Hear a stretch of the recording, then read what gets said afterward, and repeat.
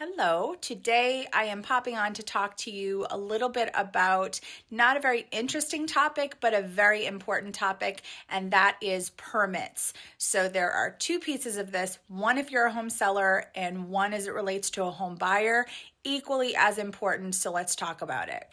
Let's get into it from a seller's, homeowner's point of view first. So if you are going to be selling your home, the groundwork as you're getting your home ready to sell is that you want to make sure that you check in with the town that you live in, with the building department, and see if there are any open permits still for any work that you have had done during your home ownership time. It's not uncommon that there's been some overlap or some miscommunication or something within the town that for whatever reason, someone did not come back out from the town to inspect and sign off and essentially close that permit for work that you had done.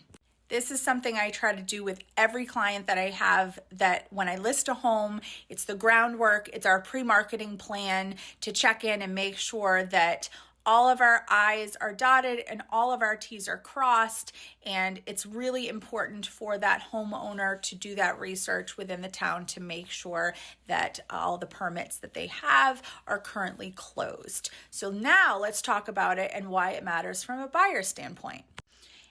If you are buying a home, you want to make sure before you sign purchase and sale, I often even do it before we submit an offer, is that you want to call the town, the building department of wherever you're going to put an offer in or buy a home, and make sure that there are no open permits for that home that you are purchasing. The reason being is that if you close on that home, those open permits are now your responsibility and you're stuck with them. So you want to make sure that you call the town, make sure that there's no open permits for the house that you're going to buy. And number two, your agent should be putting that as a protective language clause in your offer that the seller will be responsible to close out any open permits prior to closing.